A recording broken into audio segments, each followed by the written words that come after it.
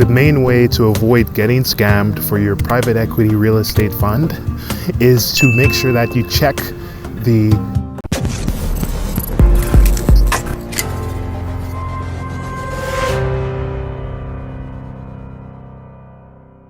So when you're raising money for your new real estate private equity fund, how do you avoid getting seriously scammed and encountering some serious fraudsters when you're working on building your reputation with investors? So there are three main ways to avoid getting seriously scammed as you're working on, finding investors for your new real estate private equity fund and building relationships there. So the biggest way that you can prevent getting scammed seriously when you're working on raising money for your new private equity fund to acquire real estate is when you focus on doing a court case lookup of all of the people you're associated with. So anybody you do business with, whenever it comes to private equity and raising serious amounts of money, do a simple court case lookup. And if you're in the United States of America and that's where you're doing business, the US is probably one of the most, if not the most litigious places on earth. So it's very easy to find court cases on people and to find court cases and different things like that. So the one that we recommend is when people go to Pacer and use pacer.gov, it's only like a few cents for every single lookup that you can do. And so just pay like the 2 cents or whatever for every lookup, and probably wait like a few weeks to get your package in the mail for you to get the password to log in, and you can use Pacer. So that's the most common way. Another thing that you can use is a third-party service that works with Pacer, because the problem with Pacer is that sometimes it's mostly focused on, it's really easy to find bankruptcy law or bankrupt cases or people who went bankrupt using Pacer. But if you want to actually find people that were more involved in criminal cases, sometimes the third-party services are better. And so ones we recommend, and I guess the main one that we recommend is Unicourts. Unicourts is probably the best, especially for the United States, and mainly for the United States. It's probably the best way to find criminal cases on people. And sometimes it's not really a big deal if like somebody who you're working, so let's say you have a real estate fund and you want to acquire property, or you want to find investors. Anybody who you even do business with, just look up all of the directors, even if they own 1%, look them all up. And what you'll find is that you'll see that some of them, they have been involved in lawsuits. So lawsuits aren't always a bad thing. Sometimes they're a good thing. So you want to make sure that they're not the defendants of a criminal case. And those are the most dangerous people.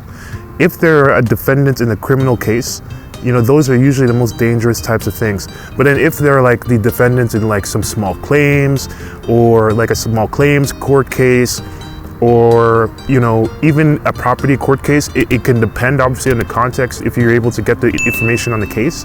And if the case has been disposed, it's really not as bad. But if they have many active ongoing criminal court cases, then that's the biggest red flag you'll see. And what's even worse is that you'll be able to really get yourself in danger if you're working with somebody with active court cases and then they've been found guilty for anything, especially for criminal. But then, sometimes it's normal, especially as people are older and they're more experienced in the area, to have a few lawsuits here and there, even contract lawsuits, that happens. But it's really bad when you see people with multiple criminal court cases underway, especially at the time that you're doing business with them. It becomes like a high risk type of transaction. And the problem is that when you work with investors and then they look you up, they're going to see all the problems that were attached to this, to you, or to the people that you work with, because they'll do background checks on the people that you do business with, and you'll be like a crazy spreading, reinforcing type of setup. So just be careful and be safe by doing the court cases. And if you're outside of the US, they have different court case systems. For example, in Canada, they have something called CanLII, which is essentially the same thing, where you can find court cases on different types of people. And it's usually the same process. Make sure that they're not engaged in multiple court cases for criminal lawsuits. And so those are the most dangerous kind. And then there are other kinds that determine like their credit worthiness or how trustworthy they are. For example, you can look at like bankrupt course, like if they've been bankrupt, if they haven't paid their debts on time, things like that. And then you can get a sense to like how they behave. So that's pretty critical, obviously.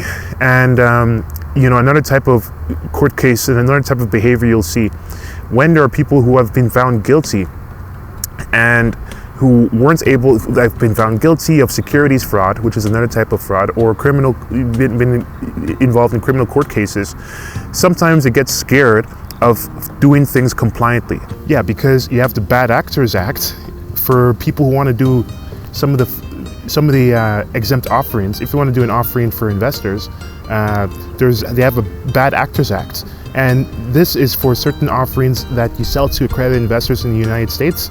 It is like people have to not be a criminal. There's certain things that you cannot have, like you cannot commit securities fraud, and you cannot be a criminal if you sell offerings. And so some people, they avoid, doing private equity offerings, and they try to do it under the table, and they try to avoid it because they're subject to, they have to avoid, some of them are not even allowed to do it. And the same thing applies, in Canada and different Commonwealth countries as well. So basically, make sure that people are actually doing going through the securities regulators, because sometimes you can't. So that's really the main way. Check court cases in a nutshell. The second way is to make sure you just do a simple Google. I've worked with an investment bank that raised $30 billion on a yearly basis for companies, and one of the things that they have is, in addition to checking court cases, have a recurring Google search and Google News alerts for any news mention. Simply Google if they've been involved in scams and so on, because even senior executives forget the basics.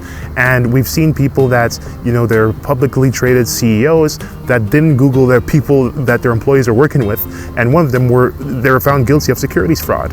So Google, and I don't really need to say anything more than this. And I'm going to share on the screen, a simple I guess like a search operator with a Boolean. Put this in Google whenever you do a business with anybody. Number 2. That's number 2. Number 3, do they pass a sniff test? Some people are not even real people, and some people, they hide their identity.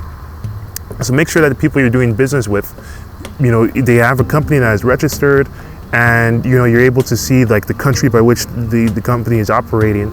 And because anyone who runs a company, they're supposed to notify their country that they're running this company. And so there's certain qualitative measures and certain gut feelings that people can have about somebody. And some of it is illogical, but some of it makes sense. So just make sure that there's this third element that you can't really explain, but basically it comes from experience. And the more experience you have on people, the better you'll be able to tell, who's real and who's false. You'll be able to see, you'll be able to see who's real and who's false, who's fake and who's real. And so it takes time and experience, but really it comes from doing the first 2 things. Number 1, check court cases for people who were defendants in criminal cases, and people who were also, slapped on the wrist when it comes to securities fraud. Step number 2, simply Google. And step number 3, trust your guts. When something doesn't make sense from a logical point of view, based on the first 2 things, if emotionally you're having like a tight gut feeling, then it's probably coming from your intuition, and trust your intuition as well. And so if you do all those 3 things, and then you're pretty much in a good position to make sure that people are not going to scam you, because you check to see court cases, you check to see Google, and you've trusted your guts. And so with this, I hope this video makes a little bit of sense and prevents you from, entering some trouble. So if you have all the information you need, just go out and execute it and actually run your capital raise. But if you need help with the actual implementation and actually getting it done,